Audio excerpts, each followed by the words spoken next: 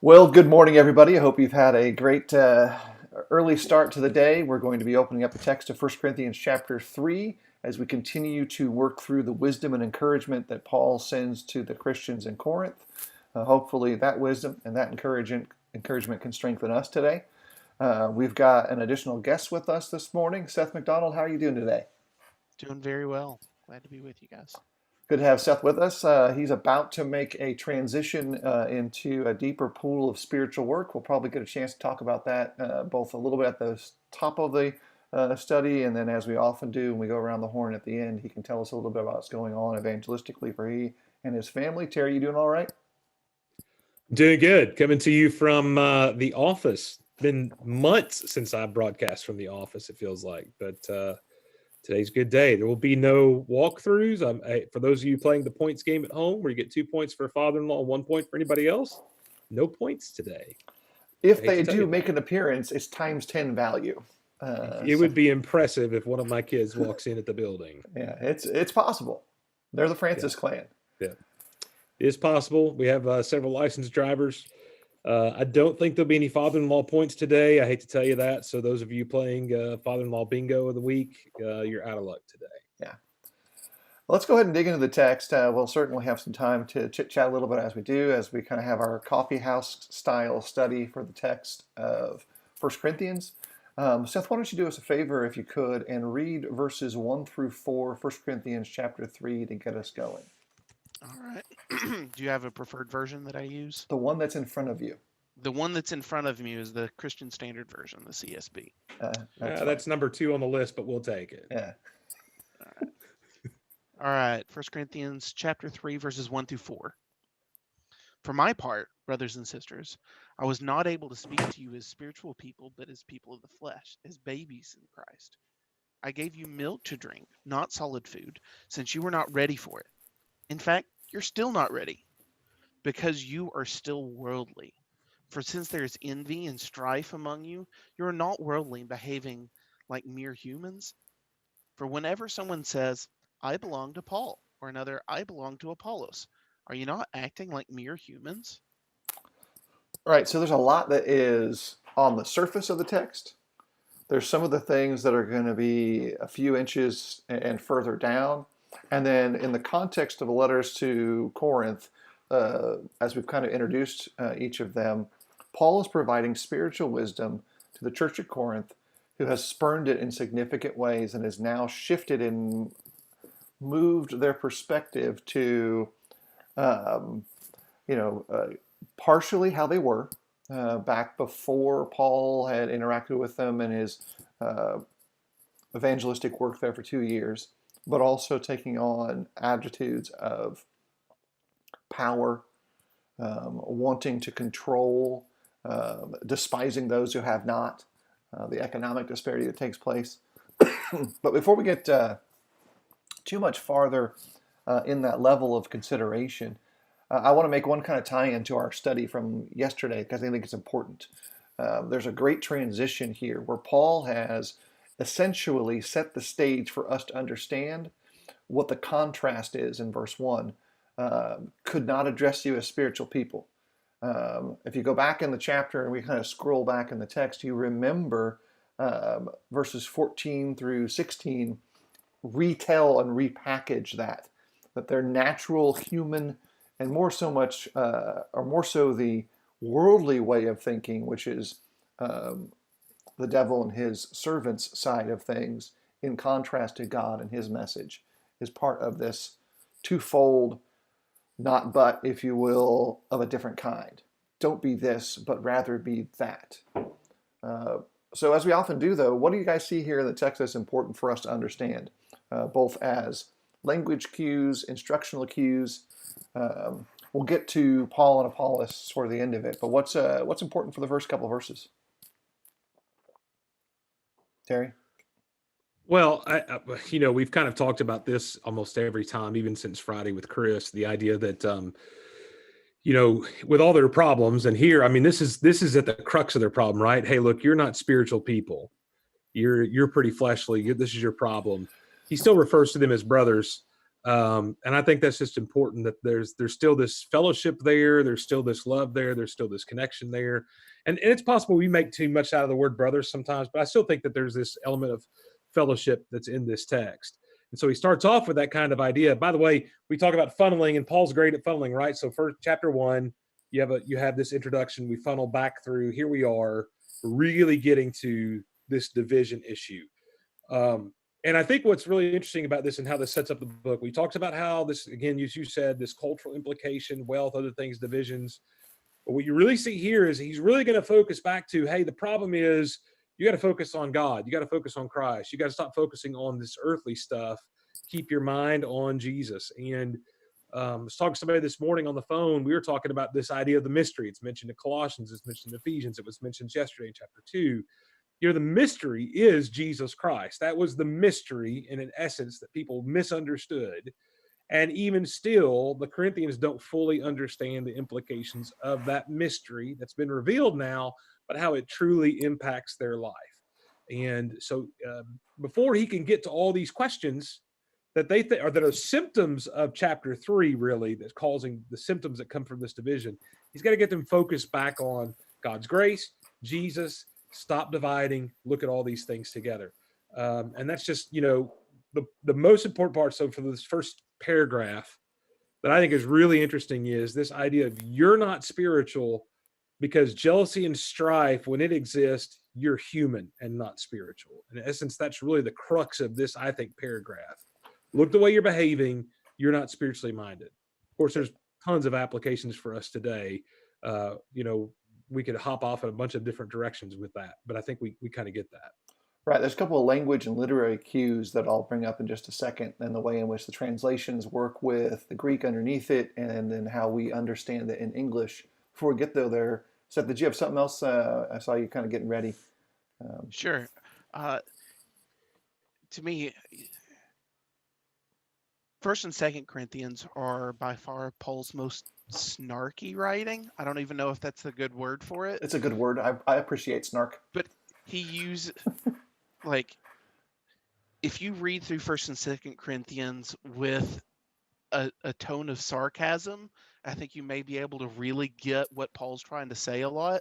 Every time he says, "You're so wise," you have to read it with a little bit of sarcasm. Right here is when he smacks him in the face and says, "I wish I could use big words. I wish I could use words but you guys are babies." They claim to be wise. They're claiming all of this spiritualness, but they're deceiving themselves. And that you guys are babies. When we get down to verse 3, you see envy and strife or jealousy among you. That's what little kids do. I've got a 4-year-old, I got a 2-year-old. No matter which one is playing with what, the other one wants that toy, no matter how many other toys they have. Envy, strife, bickering over silly stuff, that's what they're involved in. And you can just already see the sarcasm just dripping out of this. As Paul goes through this, when we really get into this idea of wisdom that's already been really explored in chapter 2, but it's going to keep going on in chapter 3, that we need to understand and be more like God and be godly, and try to understand the way things God teaches them. And it's very possible to deceive ourselves. Yeah. You talk about how that this is how kids act. It's how adults act. I mean, and they are. Let's be honest. If you want to make adults act this way, put them in a business meeting. I mean, there's just in most circumstances, this is what happens, and it's because you're operating without the spiritual implications and without the spiritual wisdom that you've been granted, right? You're thinking about, and how I ask this question, I'll toss to you, Phil. Do you distinguish between fleshly people in chapter 3 and natural people in chapter 2? Seems natural people are not partakers in the Spirit at all, but fleshly people are driven by motivations of natural people despite trying to give themselves to the Spirit. What say ye, Phil Mark? So I'll try to talk about like 3 or 4 things that hopefully will help Hal's perspective. It kind of is the outgrowth of my own progression through the text as a young Bible student to a slightly graying Bible student at this point. And it also touches on what... Slightly? It's rising. It's kind of stopped Oh, right okay. here, so it's rising. It hasn't grayed fully, and there's still Yeah. speckles left in the lower regions. Um, Here's some things to think about on a language level, on a Greek into English level of consideration. Um, this is where you lean into the expertise of those who are really good with languages, because every language in its original context includes literary elastic edges. It stretches. And so we use words in accommodative ways across the spectrum of conversation. What you have here, and this ties into Seth's comment, is Paul providing shade or clapback to the brethren at Corinth. He's dissing them. He's speaking of them in a negative context and using this picture to say, because of the aorist tense in the text here, he says, you previously weren't this way, but you are now. That helps us understand a bit of Hal's question. Who is he talking to? In both chapter 2 and chapter 3, he's talking to the same people in the sense of whom they were and whom they are, and also hinting at who they could be. If you're someone who wants to try to figure out the authorship of Hebrews, this particular passage has some layers that connects to Hebrew 5, verse 12. The wording is similar. The context is similar regards milk and meat. It doesn't unequivocally say it's Paul or a third party, but you begin to see some similarities in writing and style. Hebrews is a little bit different from Paul's other books, in part because there's less sarcasm. Or snark as another way to think about it, though it's there for sure too. It leans more technical, more fluid. So with all of that, think about the rhetorical device and the imagery that Paul uses from chapter 1 to chapter 3. Chapter 1, he begins with a broad introduction to the brethren who are in Christ. He's talking to the same people. By chapter 2, he begins to refine and say, this is who you were and who you need to be. Chapter 3, but here is where you are. And he is speaking to them as someone who is trying to draw them up from the pit they have dug themselves into, walking or moving or behaving in the manner of the flesh or the manner of men rather than the manner of God. And so I hope that gives an answer to Hal's question a little bit and opens up this literary lockbox. They're kind of camped in this wasteland between the two places, right? I mean, that's kind of the way I look at it is you are this person, here's who you're supposed to be. You're not there yet, right? And it's almost as if, okay, you were getting there, and then now here you are. It kind of reminds me too of I've been looking at Elijah the last couple of days, and just that statement he makes to Israel about how long will you go faltering between two opinions, right? I feel like Corinth is a little bit that same way. I got one foot on the natural side and one foot on the spiritual side. And what Paul really says is that makes you carnal. That makes you fleshly. That you're not where you need to be yet. And I love, verse 4, that question at the end, are you not being merely human, to me is like really in this context, that ultimate clapback. You're like everybody else. You want to act like you're something special, but you're like everybody else. And my answer to Hal is, I see a differentiation there. But at the end of the day, what he's really saying is you're no better than those guys we talked about in chapter 2, because you're not where you need to be. Yeah. And I think sometimes we find comfort in the fact that we exist in that wasteland. Well, at least, how many times have you heard people say, well, at least I go to church, or at least I'm not like those people? And really what Paul's kind of saying is, okay, you may not be like them, but the result is still the same. You're not who you should be. Don't rest on the idea that you're better than the people you can compare yourself to. You're still not spiritual. You're still not godly. You're still not who you're supposed to be. And I think that's the ultimate idea here behind all this. Yeah, definitely. There's a desire for Paul to see the brethren whom he loves at Corinth, who refers to as saints, as sanctified, to be so much more. It's another one of those.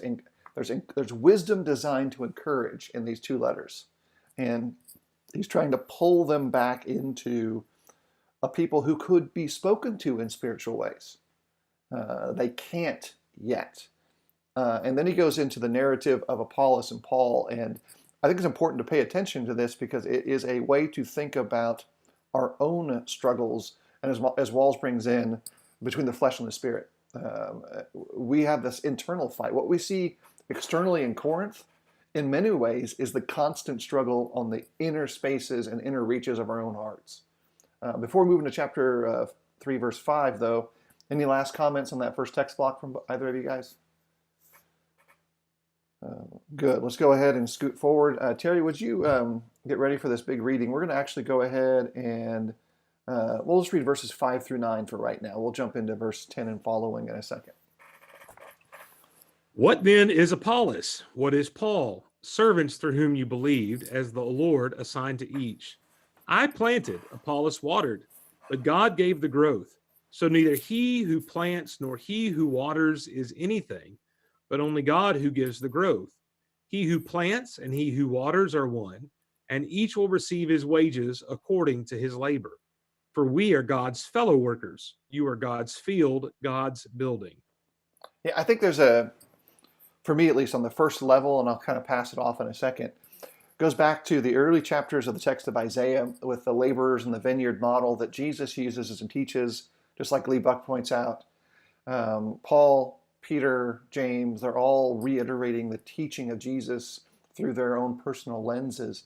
And here, part of the struggle is that the brethren at Corinth were looking at Apollos and Paul, which are the figurative examples of this challenge, and saying that they are the master of the vineyard, that they're the ones who own the vineyard because of how great they perceive them to be. When in reality, Apollos and Paul are quite obviously laborers in the vineyard, and God owns the vineyard. And that's the picture that's here. And as a side note, unlike some of us sometimes who aren't familiar with these illustrations on a personal level, to the brethren at Corinth, this kind of picture of master-slave, building, fellow workers, the aggregation of all these ideas is super familiar to them. They know that.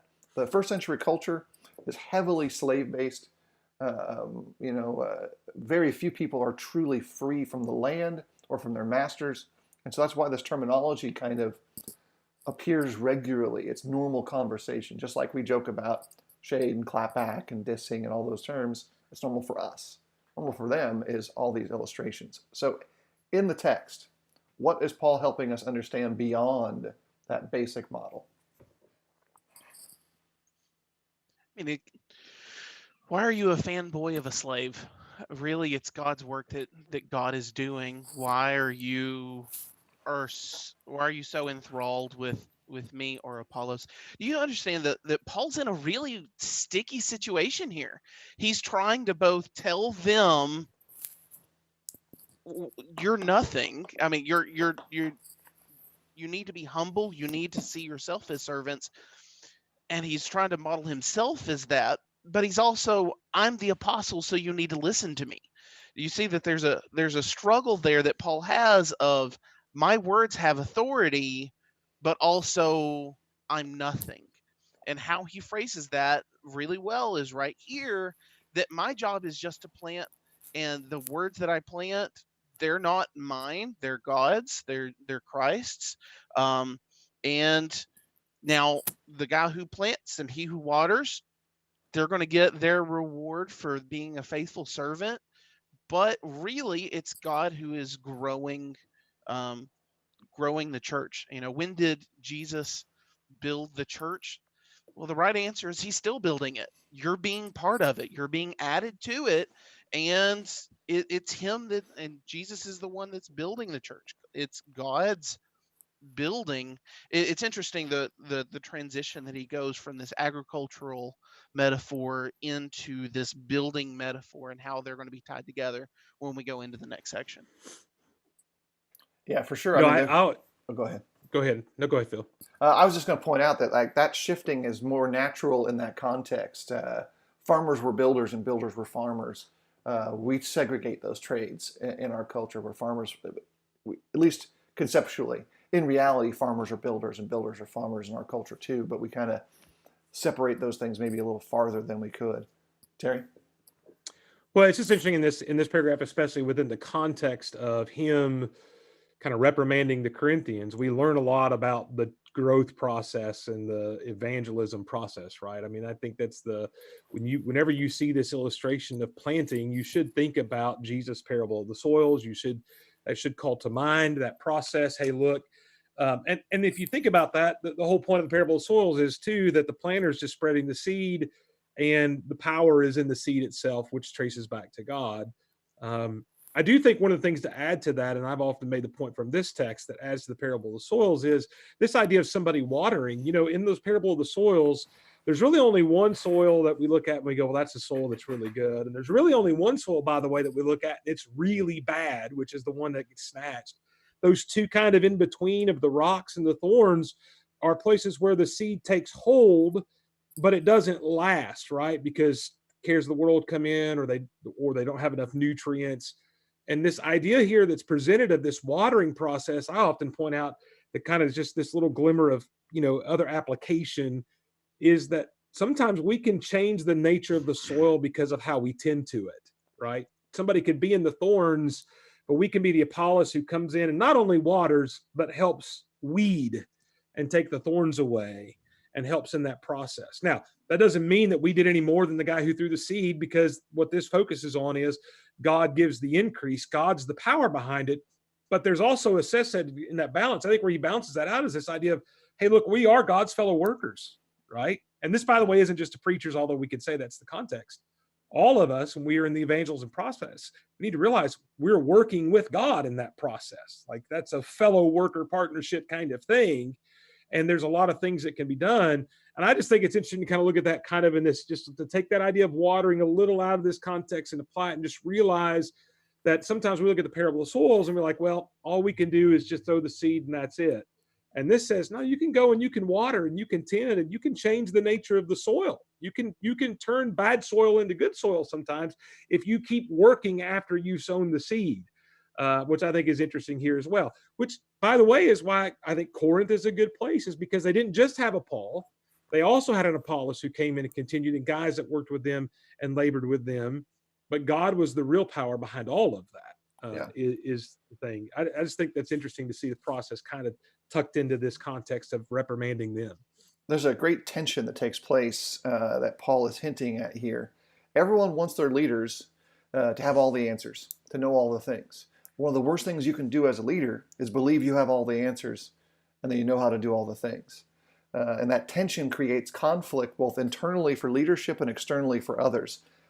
In the review kind of dramatization of Ford's introduction into the Le Mans racing series, Henry Ford talks about, to Lee Iacocca as a group of guys, if you don't come with a new idea tomorrow, you're fired.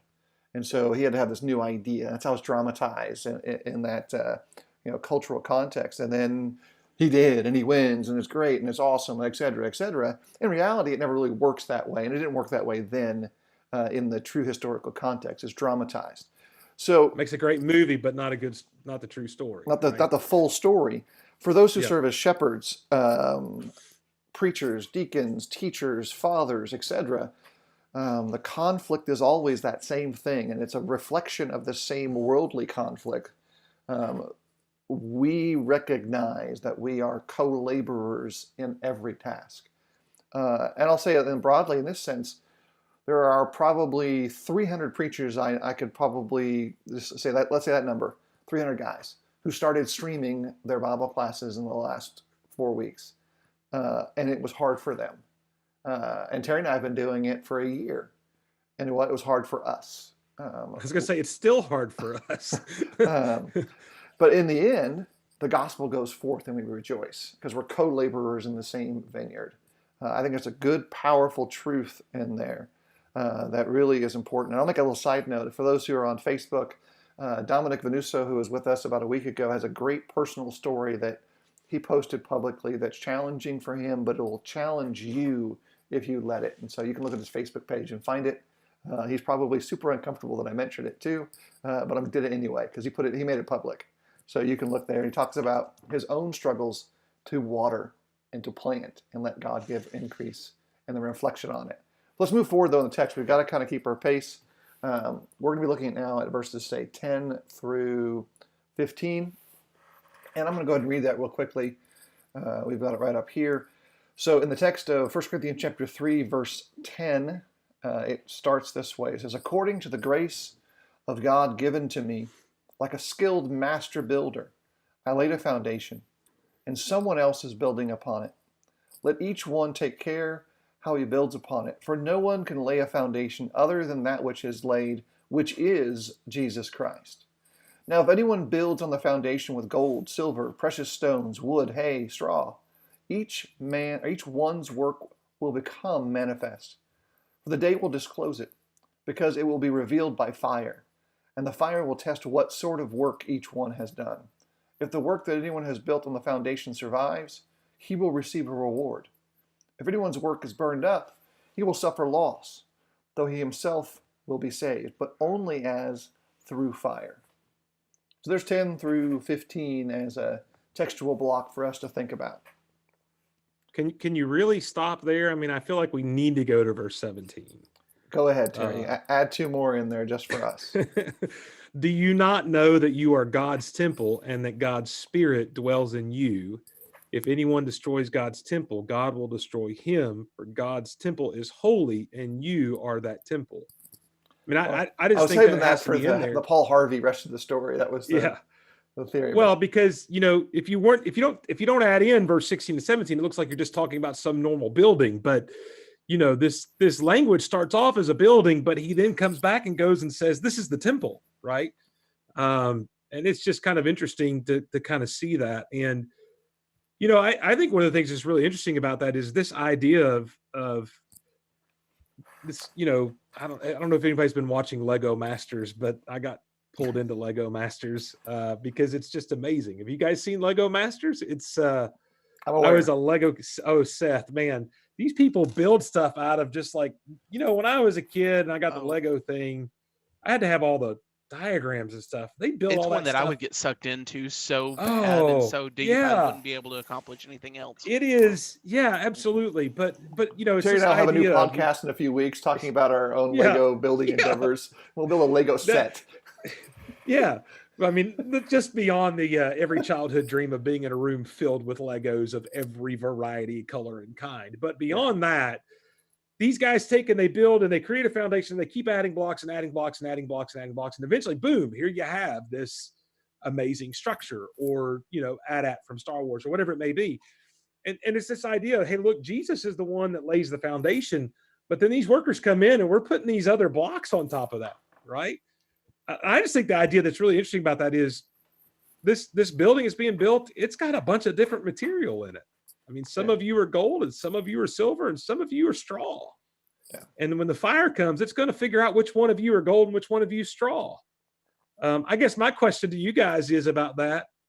Who decides who gets to be gold and who gets to be straw? I mean, that's kind of what he's saying here, right? Like, and I think there's a lot of ways to look at that. I think there's more levels than just one from that standpoint.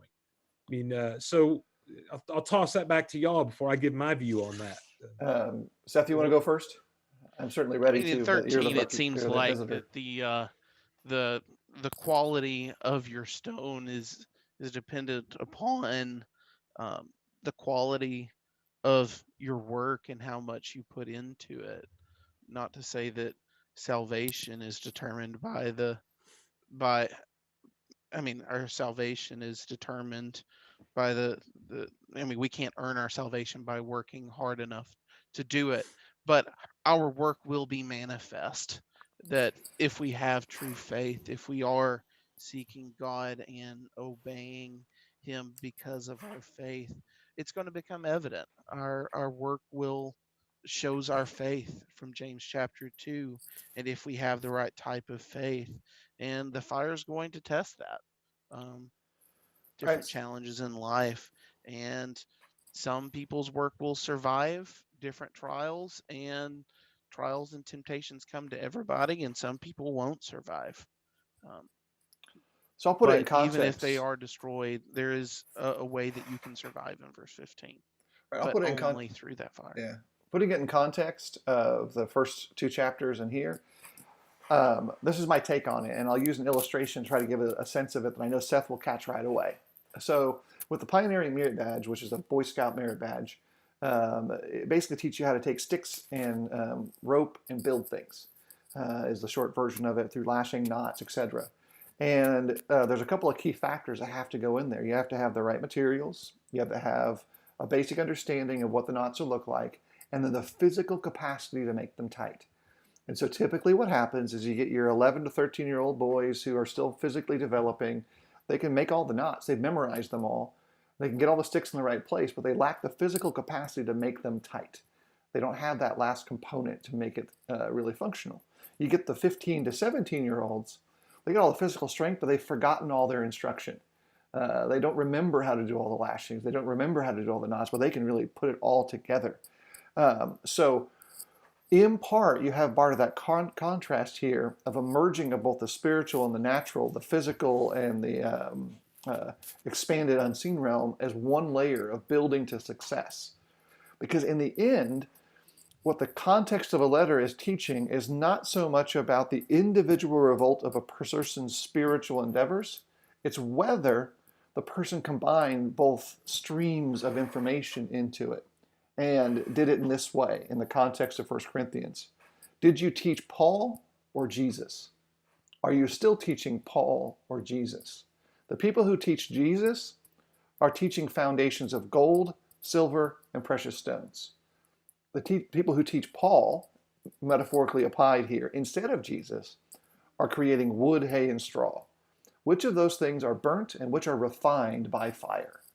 Well, that's where the application comes in. So if we teach Jesus and him crucified, then when the fires come, it endures. If we teach Apollos and Paul, then it burns up. If we turn the tables and we go back, if I receive Jesus and him crucified, then when the fire comes, I'm refined. But if I only receive Paul and Apollos, then I'm burnt up. And so that kind of connects that picture in the same way of that physical structure that a boy can make. If I only do it to the minimal standard of a 13-year-old, a 15-year-old, either way it's going to fall, whether it was Paul or Apollos, 13-year-old, 15-year-old. But if I do it to the way of a standard, then it survives. And so that's my take on that text there, to kind of connect the pieces together on a first layer before we get to the end. I think what I want us to see from that, by the way, is that we're coming together as this temple, right? This temple together collectively. And I think sometimes we think it's up to us to decide what kind of building material we become.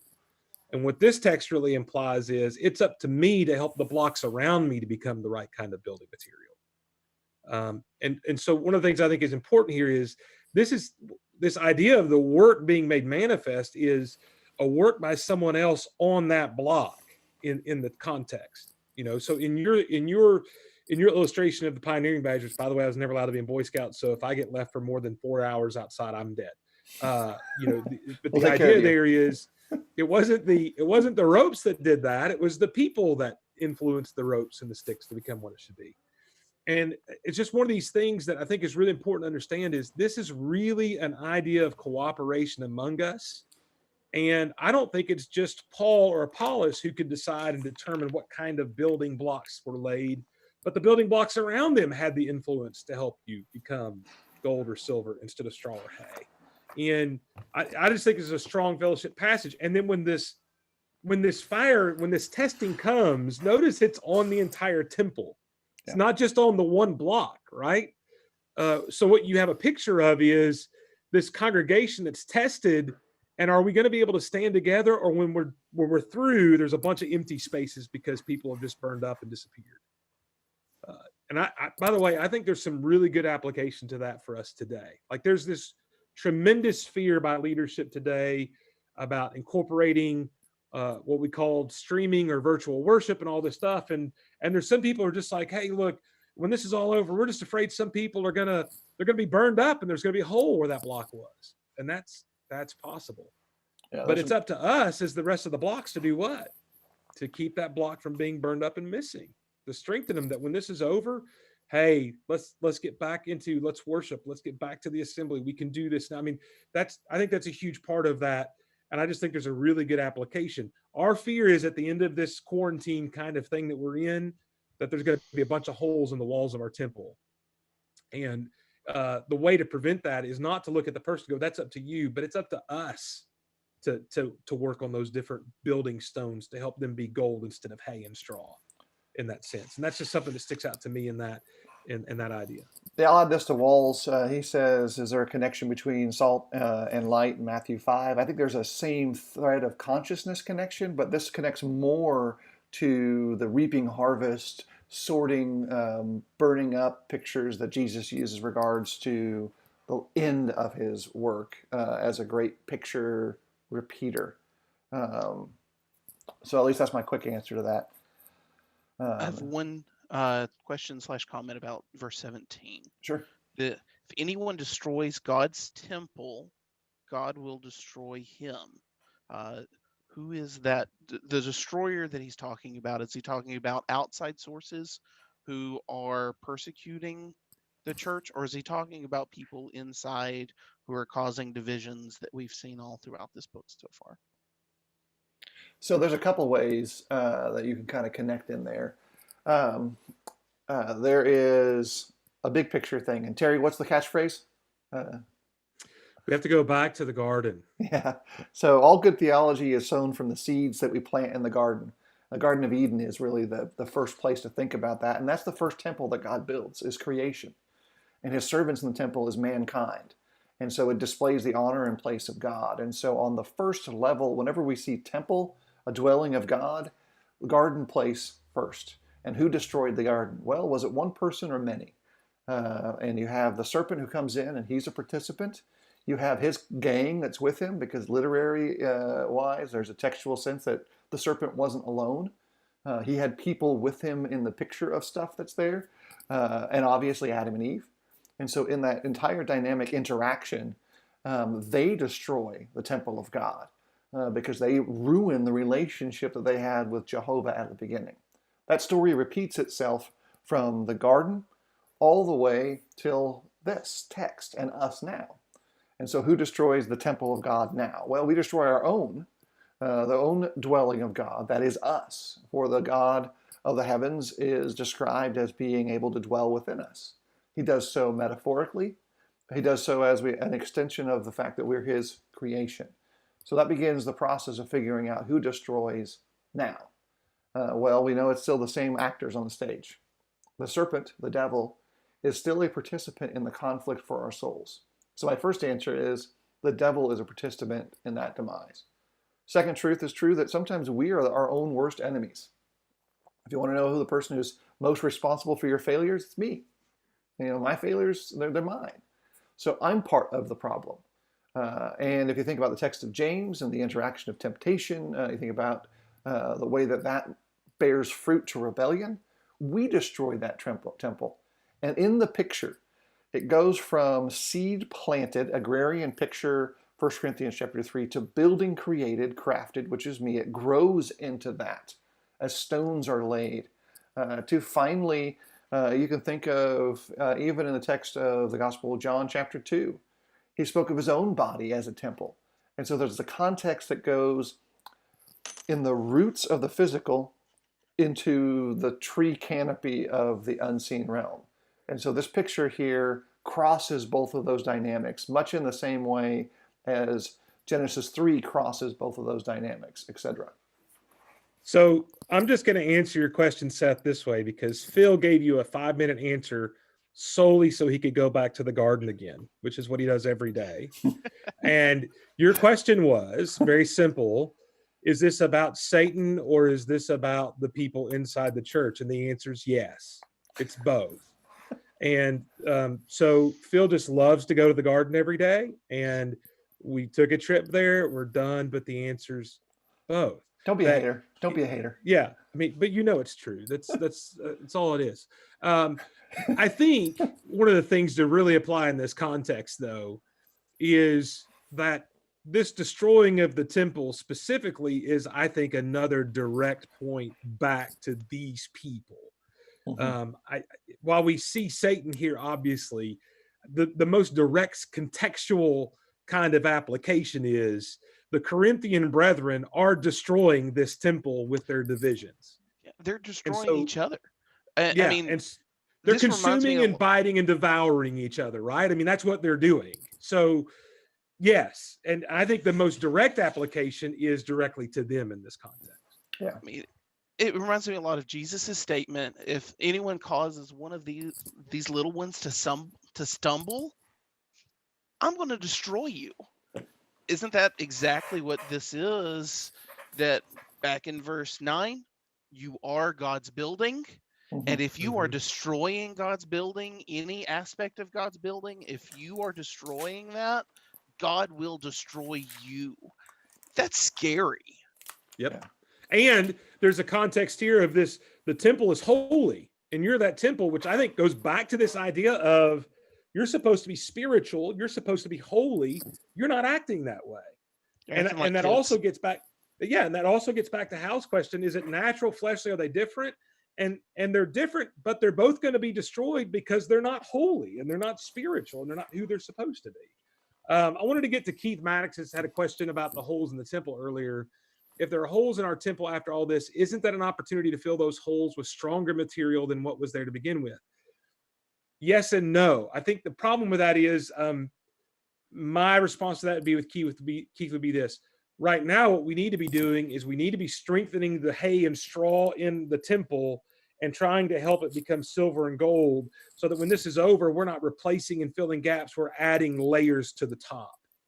And I think it's more important to not think about, well, we can just fill in those holes. No, we need to keep those, and we need to keep building up, and we need to keep adding to the temple. So that would be my direct answer to you on that is I just don't like that mindset that says, well, we can find better people, which is in essence what that's saying. I mean, I would reframe it and say we can make better people from the people who are here, and that includes you and me to kind of connect Hal's comment. Like, I can be made better in this process. I can be refined.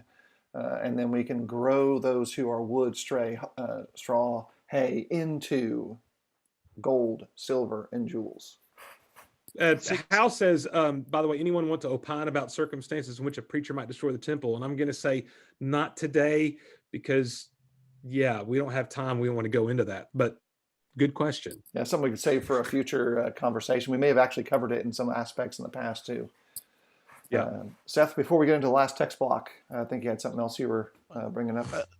So was it 6 weeks ago from yesterday? Tornado ripped through my hometown of Cookeville, and there are still people posting on Cookeville Facebook groups that said, hey, there were holes in my house, water got in, damaged some of my electrical, and now my electrical won't pass inspection. I need an electrician right now.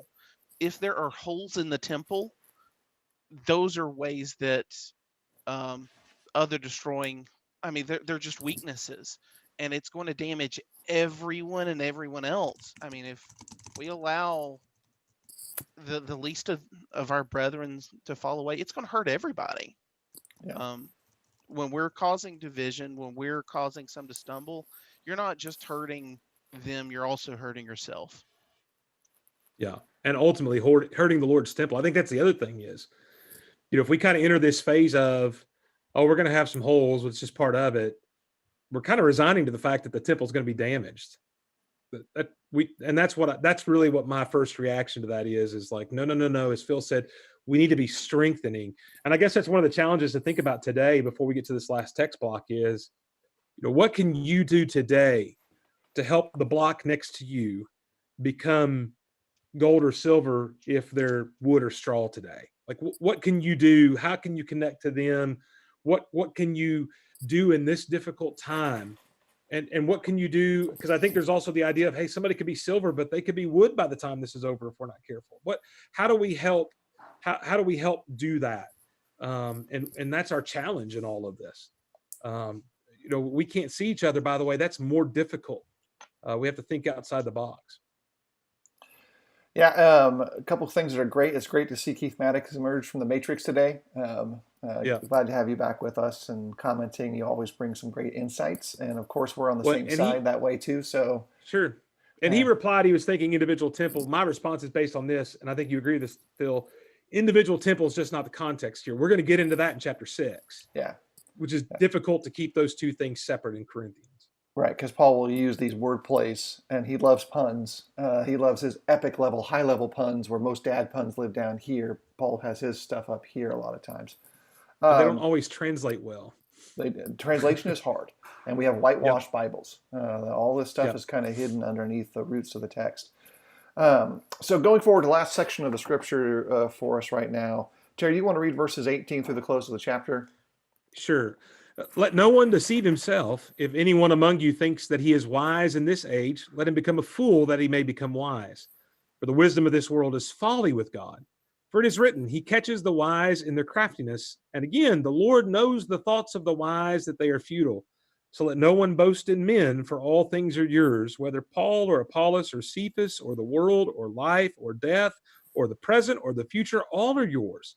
And you are Christ, and Christ is God's.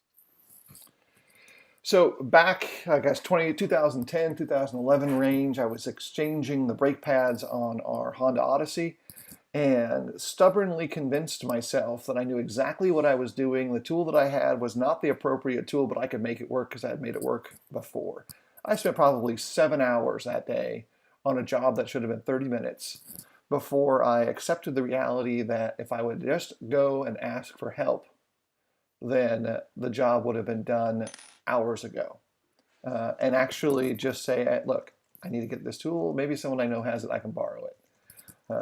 That kind of stubborn foolishness is comical on one level, but it's an opportunity to grow spiritually if we move it off of the comic story and my self-revelation of failure in the past to the Church of Corinth.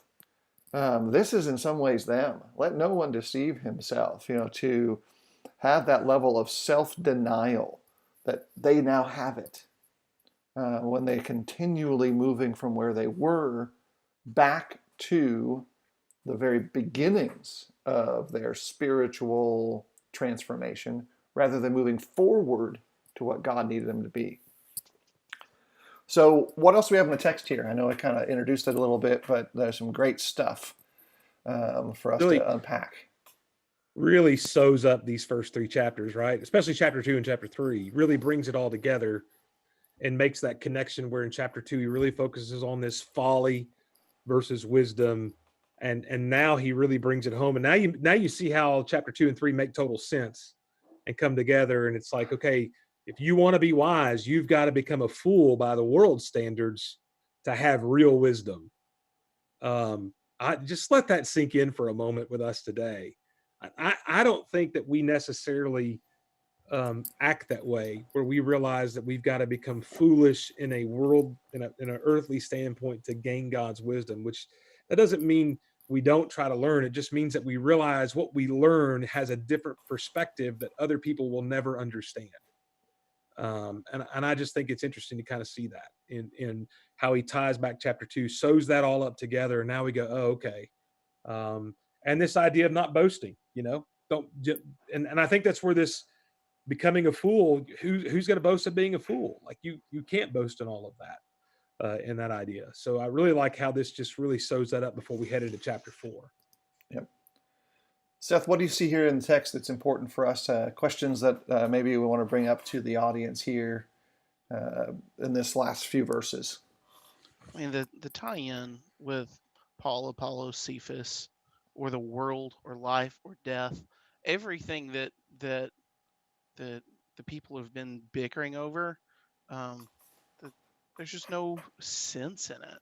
The Paul, Apollos, Cephas, they're all just servants and slaves, who boasts in being a slave. But everything belongs to you. Everything is yours, and you belong to Christ, and Christ belongs to God. If your identity is in Christ, in God, then you don't have to worry about all this other stuff. Yeah, for sure. I think some things I think are important for me to at least see, and this kind of ties into a comment that Tim Beckley brought out. How he says it this way: how can we, like Paul, express our deep commitment to be yours to one another? I think it's important to note that the 3 individuals that Paul cites here in verse 22 could be seen as vastly different personalities with vastly different talents. Cephas is the personification of zeal. Apollos is the personification of eloquence, and Paul is the personification of education. And though those things weren't actually true, we personify them that way.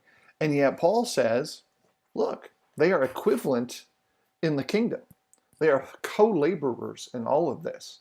And if we learn to set the perception of whom they are to the side and accept that they're trying to serve Jesus to everybody and to show Jesus to everybody and allow him to be the king, Then I think on one layer, at least, we make our commitment manifest. Our fruit is manifest. And so you allow those workers to work side by side rather than, from the preacher standpoint, to put in the context of the letter, saying, no, no, we only can have Paul's. We can only have Cephas's. We can only have Apollos'. Or we got to have a guy who hits all three. He's got to be Paul, Apollos, and Cephas at the same time, zealous, eloquent, and educated. When in reality, none of those farces are true in the bigger picture of things. And so preachers need to accept that that's okay. But the brethren also need to accept that it's okay. And then leadership needs to make sure that everyone behaves in the way that that lays out. It's probably like my first layer to the answer. Terry? I just think the key is verse 23, that you are Christ. I mean, it brings up that idea to me, this idea of being, for lack of a better description, in Christ, that kind of language that Paul uses other places. To me, this passage is saying, when you are in Christ, you have all that other stuff. Like you're clinging on to these things and you're identifying with these different guys. But what do they all have in common? I mean, they may have different roles or different personalities or whatever, but what they all had in common was Jesus, and that may be the oversimplification of this, but I think, and to me, that gets back to the core message of this book. It's always coming back to Jesus for this book. Yeah. Okay. You got questions in your marriage? Focus on Jesus. You got problems between brethren? Focus on Jesus. I mean, and in here, it's, you got divisions? No, be in Jesus. Be in Jesus. And when you're in Jesus, you belong to God because he belongs to God. So there's this kind of thing. You want to be spiritual? You want to be godly, which you're not now? Focus on Jesus. Stop focusing on Paul. Stop focusing on Apollos. Stop focusing on Cephas.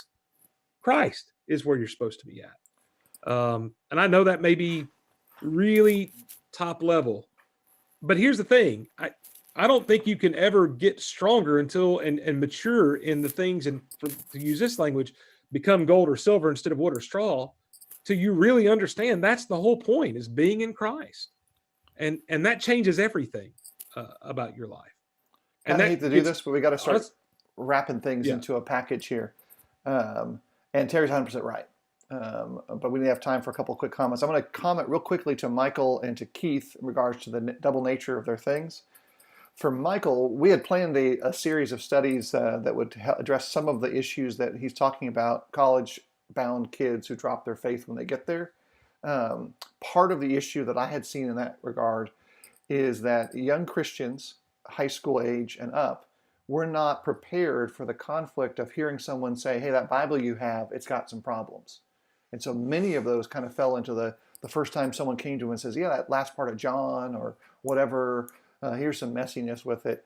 We need to do a better job of pre-teaching. It doesn't solve the moral draw of immorality, but it does solve the preparation side. So that's a future thing. We had to push it off. We were going to be doing it now, but COVID-19 pushed those studies to a different date. For Keith, it's kind of the same thing.